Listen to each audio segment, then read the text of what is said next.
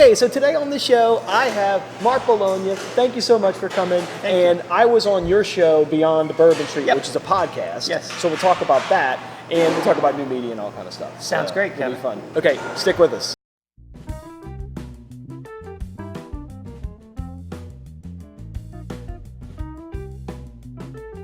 Okay, so this is so cool. Mark Bologna, you have the Beyond Bourbon Street podcast, which has been huge for you. Yeah, it's been great. It's been great. I've been getting into podcasts and like listening to them in my car and whatnot, So this, unfortunately YouTube, that's not really watching the car thing, I was listening to Coffee with Kev on the way over. In the I car? was just listening to it, right? So I had it running Oh, okay. without looking at the video. People tell me I should do a podcast. I mean, this is not real. And so funny because people refer to this show sometimes as a podcast. They'll say, "Oh, I saw your podcast on whatever," and I'm like, "That's not really a podcast, though." So, Mark, I really enjoyed. So I was a guest on your show. Yep. And it's funny because people have told me they're like, "Oh, you make a better guest than a host," and I'm like, I don't know. Let's try to take that. I don't know what does that mean.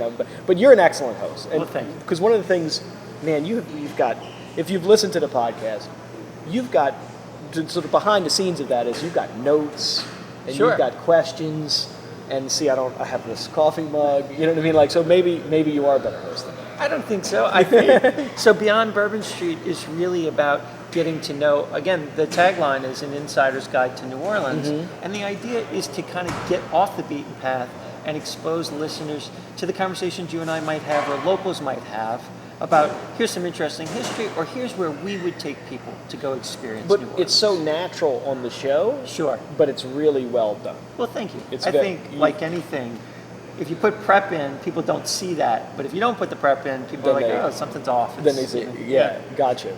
So what, it's just such a different, I don't know if you've done it's like, the microphone's right here. Right. And so I'm trying to it's such a more of an intimate thing. It is. So you're really trying to connect with the audience. How do you visualize the audience? I was trying to visualize the audience. Yeah, a little bit. I think podcasting is really intimate, both the discussion and when you think about it, someone listening to a podcast, they're typically either in their car or they're exercising or they're out, and you're literally in their personal space. Yeah. And I try to think about that it really is an intimate thing and a discussion and an opportunity to connect with people. So if I'm doing a show by myself, I do very much try to visualize the audience. Yeah. And when you and I were recording, which by the way was episode 98. 98. I was very much trying to think about if you and I are having a discussion and there was a third person sitting on that sofa right next to us, just like your that's what's going on. Exactly, yeah. right? What would be interesting to them as well, and how do you include that person in the discussion? So why are you so passionate about that? I guess that's the question is, how did you get the idea? I've got to do a Beyond Bourbon. I've got to do an Insider's Guide to New Orleans podcast. What made you want to do that? Yeah, so like so many New Orleanians, several years ago I was watching Mardi Gras, watching coverage on TV after having been out in the street all day, and you see the typical shot on national media of Bourbon Street. Yeah. And people doing weird things for beads, Yeah. and that's their 30-second spot about New Orleans. And I was sitting next to my wife and I said, it drives me crazy. That's not the New Orleans I grew up with. Right. Probably like you, I grew up on the neutral ground with my parents on St. Charles Avenue, having a great time. It's a very family-friendly event. Yeah. And I thought, I'm tired of this narrative about New Orleans that just isn't reflective of, we raise kids here, we grow up here, it's a community. And so that was stewing in my mind. And I was looking for something to do as a side hustle, if you will. And my wife sort of said, you really like podcasts, maybe you should do a podcast. And one thing led to another, and you've been doing it. Kind of tumbled into it. And so now it's big. So to give people an idea how big, how many? So we're 98 episodes in, almost 4 years of bi-weekly episodes. Bi-weekly episodes, 100 episodes. We will hit, so we're recording this in mid-September 2019. In the next couple of weeks, we'll cross 500,000 downloads. Wow, 500,000 downloads. Yeah. Wow. And man. Probably. And who's listening? Yeah, so about 90% of the audience are not in New Orleans. Okay. Are all over the country. About 65% seem to be female. And a lot of times, they fall in a couple groups. People that are coming to New Orleans or that have been to New Orleans and just love it. Or you get some expats, people that may be displaced from Katrina. And then about 10 to 20% are New Orleanians. Okay. So that are living somewhere else? That live here in New Orleans. Because I was wondering if people that, like you say, expats. So it's like expats, maybe New Katrina, Orleanian pats? I was away for 15 years, and I think a lot of people, it's that situation, right? They were displaced by Katrina, they live somewhere else, or maybe they've moved a spouse, or they had got a job, but they are longing for the connection to home. Or you get the reverse. We get a lot of people that say, I think New Orleans is my home, even though I've never lived there, right? Like I feel I actually talked about that on my podcast with you. Right. I was saying that people just, it's like New Orleans lives inside of people, which is weird. And so you've got this podcast, you bring it to them, and exactly, and they get to sort of, the idea is that I'm trying to have that third person, that listener, with me as I'm exploring New Orleans. Yeah, it's because being away for 15 years, you probably missed a lot. Yeah. We had this hurricane, I don't know if you're familiar with it, but it flooded everything. And I think that people have a bias, right? And again, with Katrina, they have the perspective they saw in the national news. Oh, yeah. But then as you and I talked about on our show, I think, my family we had a restaurant. Yeah, lost the restaurant, So you lost a restaurant in Katrina. Yeah. So, and the restaurant, of course, is what? It was called Teddy's Grill. Teddy's Grill. On Franklin Avenue in Gentilly. And there's another restaurant It's now the original Fiorella's. Right, okay. So we own the building, but the Fiorella's, who I grew up with, Kelsey and Kelly, they took over the spot from us, which is great. I've heard many great things, and it's really, really high on my list. But with the new baby, we didn't. So you got to I got to get out there. They won the Fried Chicken Festival twice. Ah, okay. So I think we're coming up on the third or fourth year, and they've won it twice. Fried Chicken. Okay, so it's gonna be high on my list. So you went away, and then when you came back, you found a different New Orleans, and Well, we came back. Make you happy, sad, or what? We had been away for a total of 15 years, moving around the country, and when Katrina hit, I was actually working in Washington, D.C., and that day I went home and said, we need to find a way to move back home. It took about 12 years, we moved back in 2012, so 7 years basically.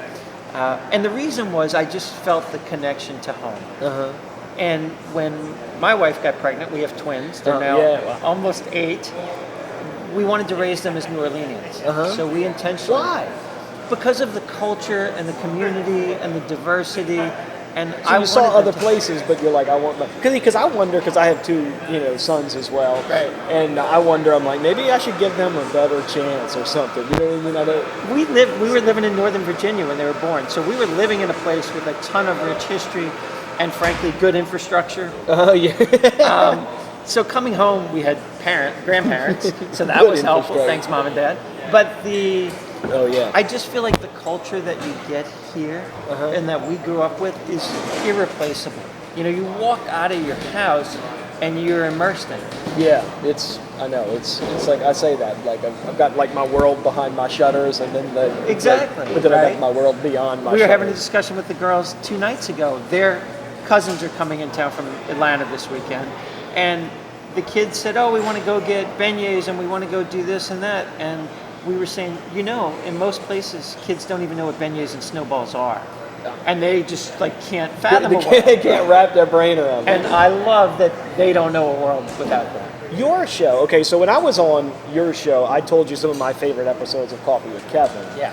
And unfortunately, you weren't on my show at that time. So when I ask you that, you're going to have to say mine, of course. Mine was great. That's right, it was. But what are some, what's your favorite episode to where you're like, wow, this one really captures the spirit of New Orleans and what I want to do? Sure. So selfishly, early on, I recorded my dad talking about the history of the po' boy. So I think that's episode 6, so way back. And it was entirely selfish. I knew that if I said, hey, come help me with this podcast, he would do it. And we would capture his voice for my kids. And also, my dad owned a po' boy shop for 36 years in Gentilly. He was well known. The place was well known. And so he's an expert on the topic. Well, yeah. And I love that. I love that we have it. We also did, there's so many good ones, but we interviewed Ashley Hansen from Snow Bliss. Uh-huh. And I thought that was going to be very much about kind of the business of snowballs. And it was a little bit, but what surprised me is it turns out that that's a love story. And it's a love story about Ashley's love for her grandparents who started Hanson's, right? They are Hanson's. And how she has carried their lessons through today and how she shares that through her business and also teaching her kids. Yeah. And I was just blown away. It was kind of like keeping her grandparents alive. Yeah, there was so many more layers to the story than I thought I was going to get going in. Because Hanson's has great snowballs, of course. Yeah. But to really see her passion, not only for the business, but to carry on that tradition. So, but we're 98 episodes in. We've had a lot of interesting guests. Who's your, who do you want to get on? I'm not sure. I get that a lot. I've been working on getting Jimmy Buffett. And here's the reason. Okay. I don't want to talk to Jimmy Buffett about parrot heads and what I want to talk to him about is Jimmy Buffett got his start busking on street corners in New Orleans. And he has a real love of New Orleans. When you see Jimmy Buffett perform at Jazz Fest, you'll often see him in cargo shorts, in flip-flops at the meat pie line. No entourage, no nothing, just he likes Jazz Fest. Right? So I think he'd be interesting. The one that I didn't get, I had scheduled to interview Chef Leah Chase, and then she passed away. And so that's probably the one I am most regretful for not getting there sooner. It done. Yeah. But I don't know yet. I have enjoyed both sort of people who aren't known as well as people that maybe everyone's got a story. Because in the trajectory of the show, when I was looking and listening to the episodes, you've got a lot of food and beverage, and I guess that's kind of how I fit into the show. Sure. But you got a lot of food and beverage because I guess your dad and your family's po' boy shop leans you a little bit more towards probably food and I have beverage. this subconscious bias, right? Yeah. Because I don't have enough. My brain, because people are like, oh, why don't you have some more musicians on? Sure. And I just don't know that many. Chefs and things, and you should ask me. I'm the same thing. Yeah. I think if you grow up we might have talked about this on my show. In New Orleans, I feel like if you grow up in the food business or the music business, it's a whole nother level of insiderness. Yeah, oh yeah. Because those cross over Yeah. quite a bit, right? And you end up with a lot of musicians. Alan Toussaint used to eat in our restaurant 3 nights a week. And so you get to know, Paul Sanchez is another one, who would eat it. That's how I met Paul. Sanchez, yeah. And so you get to know a lot, and the two cross over. Yeah, that's pretty. Yeah. So I can help you out with that. But yeah, I need some more. I try to think about. So the reason that you were on is because I started doing this sub-series about sort of staple crops or iconic things in New Orleans. So I interviewed Vince Hayward from Camellia Red Beans, right? We did one with Tabasco. And to me, coffee fits that. There's such a long, rich history about coffee in New Orleans that you and I talked about. Yeah. That kind of made sense. So I look for themes and then try to fill that in. I really enjoyed doing the podcast. It was fun. It's just a totally different experience, for me. And I tried to calm down in the podcast because I'm kind of, I guess, caffeinated or whatever. But then I still kind of wanted to come through. I think your excitement came through, and because people are in our Facebook group. Yeah, in the Facebook group, Twitter, there was like, man, this guy's jacked up, But I guess roast and sell coffee. Yeah, I'm like, that would be bad for the brand if I was asleep. If you were just, it's like, exactly. I'm asleep. People should listen to that episode. Again, it's Beyond Bourbon Street, beyondbourbonst.com. And I'll put it on the Sure. links and everything. But because I think it allows your fans and lovers of Coast Rose to really hear your backstory. They loved it. People were like, why don't you talk about that on your show? I'm like, because I'm the host, I'm not the guest. I was the guest on that show. I was talking about things that I know about. Here, I'm investing. When I sit on this side of the table, I'm loving the difference. I'm learning about. I'm an idiot about podcasts. I don't know how to do one. This is that connection. How do you make it? All that sort of thing. I don't know anything about that. You know what I mean? So this is interesting. So that's why I guess people are like, oh no, you knew a lot about. You really came across super. Yeah, super I thought it was interesting. a great I'm like, conversation. well, because I'm talking about something I do every day. And that's the key, right? That's the key, I think, with anything, particularly where you're trying to draw someone in that's listening or watching, is people have great stories. Yeah. And my job as a host is to draw that out Yeah. with an eye towards how does that fit into understanding and loving New Orleans. Yes. Right, so there's so many layers. You and I talked about with coffee. You have selling and roasting coffee, like Oh, Coast yeah, Roast. uh-huh. Then right up against the river, people don't see. You have this huge infrastructure. Huge. I don't know what I don't know. There's the blender. I don't know. That's right. We may have to cut that out. Yeah. Oh, no worries. It's all right. Dylan over there at the Daily Beat is. We're at the St. Roch Market. It's a market. It's a People are market. doing It's good. stuff, Yeah. eating, buying stuff. But there's this whole infrastructure right on the port that people don't ever see. Yeah. And we talked about that. Yeah, and I yeah. think that's the kind of level That people don't know. Yeah. So So the when I next tell time- them about it, they're losing their minds. But to me, it's kind of an everyday thing. And my job is to draw that out. Draw that. Yeah. And I Because love that. I heard. I was listening to a podcast, and they were like, everything is somebody's job. Interesting, yeah. And I'm like, that's true. This chair, everything in this world is somebody's job. And New Orleans has so many layers. I mean, we are sitting in St. Roch Market, which has a lot of historical significance. Tons. Right? I'm sure you've talked about that in the past. Oh, yeah. And it continues to iterate. So its modern use as a market Uh-huh. is different than the traditional market it would have been, but it's sort of reborn. Yeah. Right? And it's been great. And so many layers. The Things story you take for that's- granted in I New mean, Orleans, there's a story. Yeah, tomorrow's history is today. Right. I guess it's a lot. So thank you so much. So it's Beyond Bourbon Street. It's Yep. anywhere you listen to your podcasts. Absolutely. You can go Apple do it. Podcasts, Spotify. I listen on Google. Google. Because it's built into the phone and it's built into my Exactly. Google. So if auto you just thing. search Beyond Bourbon Beyond Street. Bourbon Street, it comes right up. Absolutely. You follow it, tag it, whatever, Listen and to then you it. can listen to it. And it's well researched. It's Thank a you. great show, and I think you'll enjoy it. So thank you so much for coming. I appreciate Thanks, it. Kevin. Sounds great. Thanks. Cheers.